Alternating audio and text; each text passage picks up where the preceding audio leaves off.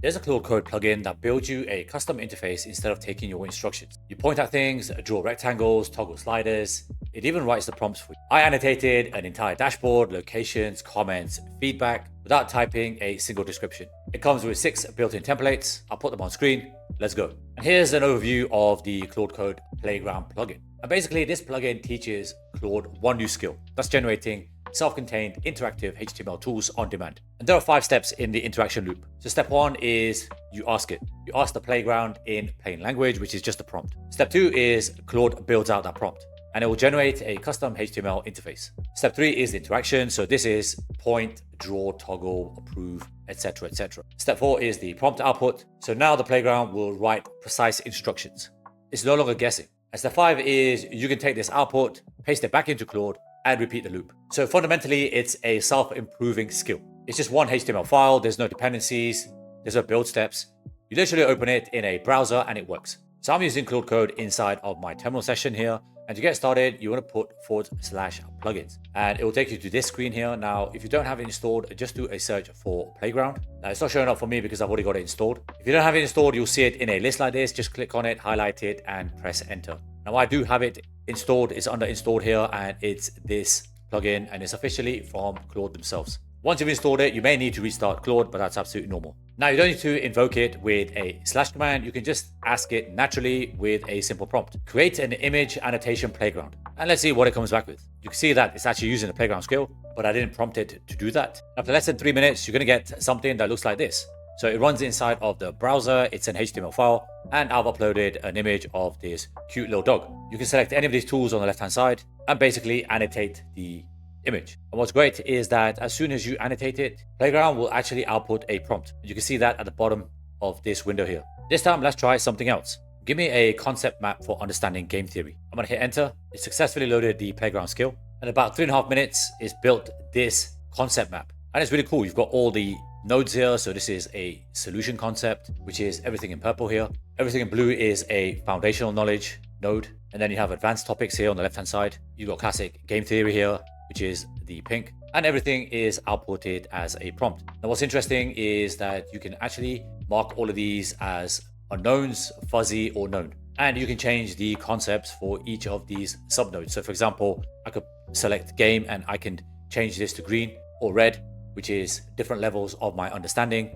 What that does is that will output a very specific prompt. And you can see here that the prompt changes every time I change the color coordination. And so what that means is I can effectively copy this prompt and paste it back into Claude Code. And it's like a self-fulfilling cycle. It's a self-learning skill. And ultimately, this uses less tokens when you do it like this. Because this concept map is running inside of a browser. It's using HTML. And you can use this concept for any topic, any category. If you're a student, if you're somebody who's researching, this is a great use case for you. So as I mentioned earlier, there are actually 6 built-in templates. And this is something you want to screenshot as I'm going through each of these stages and templates. So first one is a design playground, and this is sliders for UI config. You've got spacing, color, typography, shadows. You can explore design direction, and you can do all of this without using any words. The second template is a data explorer. So this is great for building SQL, API, regexes. You can query things visually. You can construct it via controls, and it will output the specs for you. The third template is a concept map.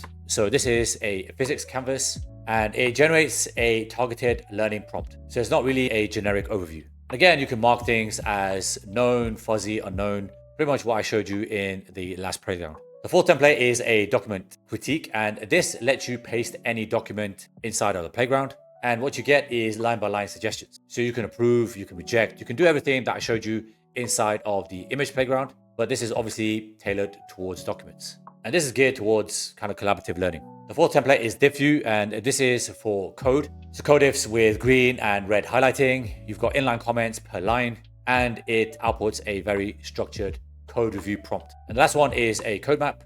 So this is for SVG architecture, diagrams, click nodes. You can annotate, you can show dependencies, data flows, tool calls, etc., etc. And if none of these 6 templates fit, just ask anyway.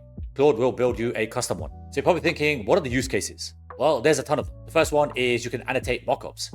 So point out problems instead of describing them. This is going to save you a ton of time. The second one is you can review documentation. So you can curate suggestions. You can hand back a precise change list. And again, this is going to save you a lot of time going back and forth, especially if this is a collaborative project. The third is a visual query builder. So think of SQL API, specifications, regex. You can control all of this and get the specs out as a prompt. And the last one, which is one of my favorites, is you can scope new projects. So you can concept map before you start.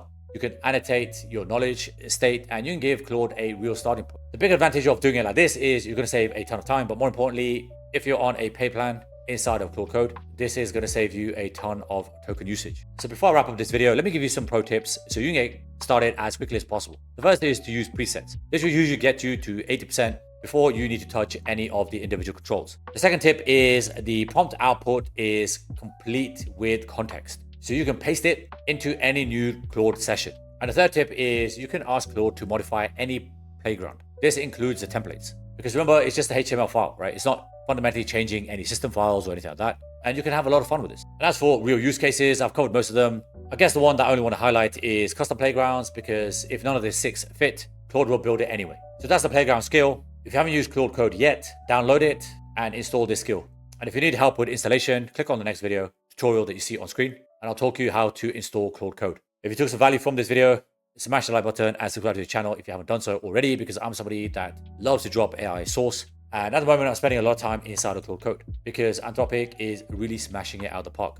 There's a lot of great features. There's things in the pipeline that I've seen that are coming, and I'm really excited about it. And always remember that the version that you see on this video today is going to be the worst version of whatever AI tool I'm showing you. It's only going to get better. Thank you so much if you made it this far. Before you go, say it with me, something magical is going to happen today, because it absolutely will. The playground skill is a great skill. There's not many people actually talking about it or even using it that I've seen.